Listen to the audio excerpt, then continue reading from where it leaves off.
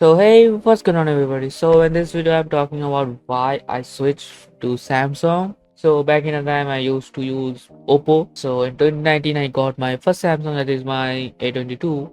Then switched over to M53. Then switched back to a non-Samsung device like H50 Fusion.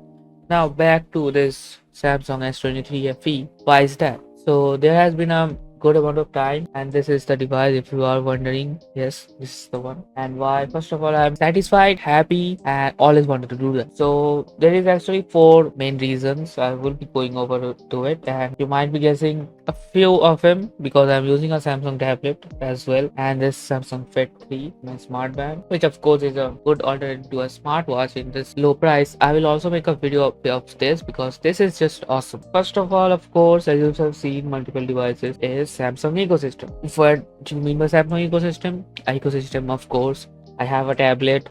I am out somewhere, so I need to use hotspot from my phone. I can turn it on from my tablet. I can turn on the hotspot of my phone from my tablet. If I have a non-Samsung device, I cannot do that. And also, like, sharing file is like so easy with Samsung Flow and with link to this PC as well. I think other devices do has that.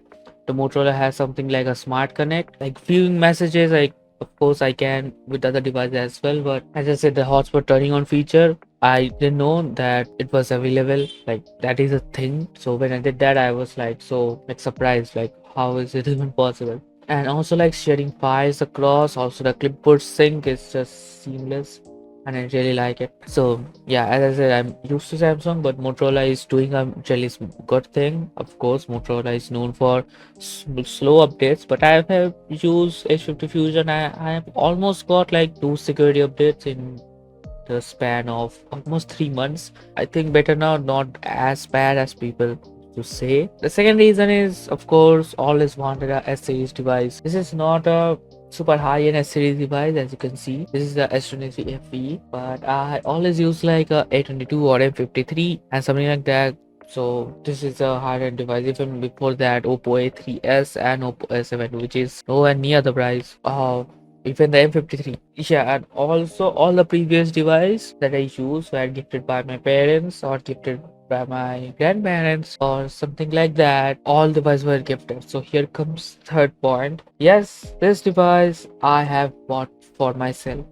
So this is the first expensive thing that I bought for myself. And yes, if you have been like working for something, like saving up for something, and when you buy it, and for this, when it's something expensive like this, it's like price of a 4060 Ti, you will be happy. It costed me about 33,000 INR. So I've been working as a freelance like designer, you can say, on Fiverr and on offline market as well.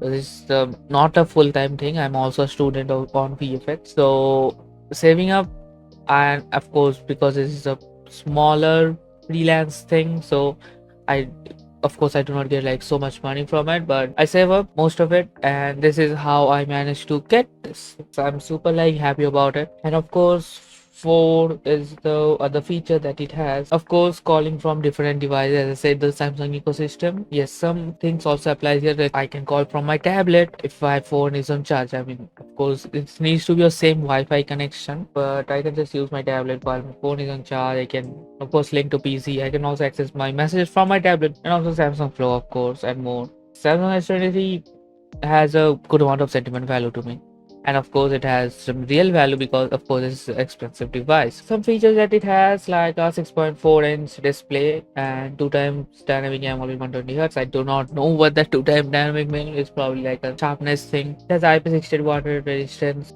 The camera is 50 megapixel main, 8 megapixel telephoto, and 12 megapixel ultra wide. This better the back camera. The main sensor, you can record like up to 4K 60 FPS, and of course also 8K up to 24 FPS, because this has a good enough chipset that we'll be talking about later.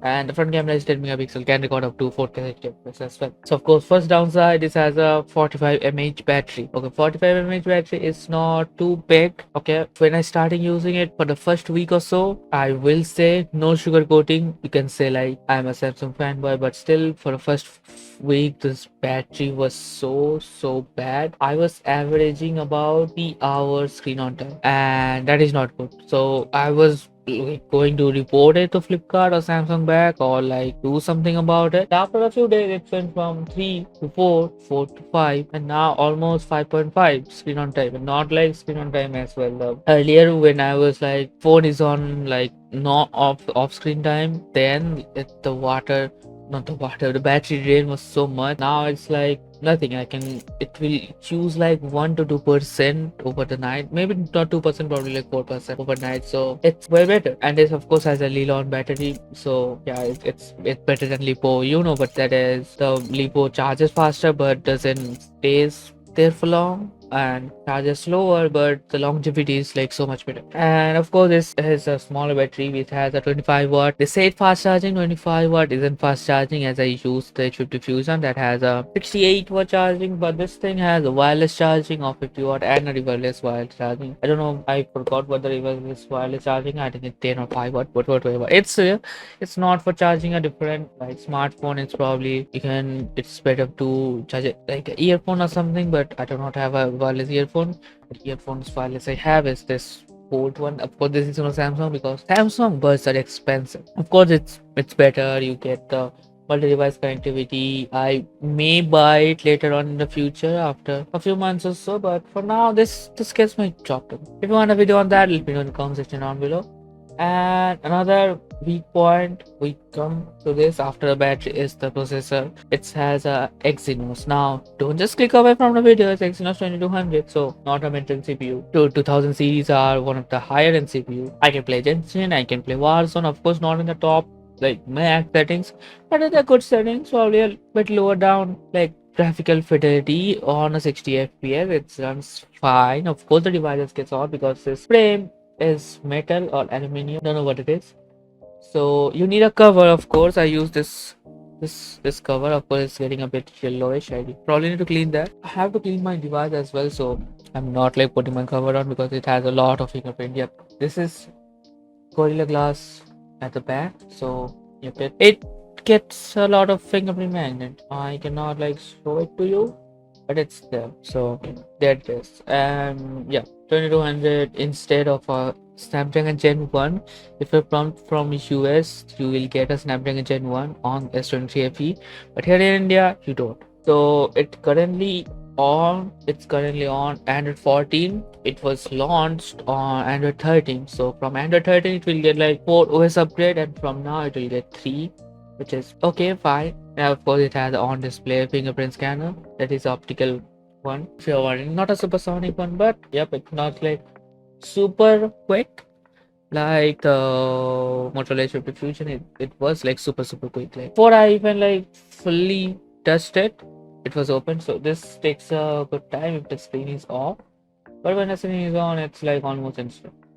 So yeah, so I think that is it. That is all the reasons that I switched. The features, always wanted a series device, the ecosystem, and of course at the end it was bought by my own funds, you can say.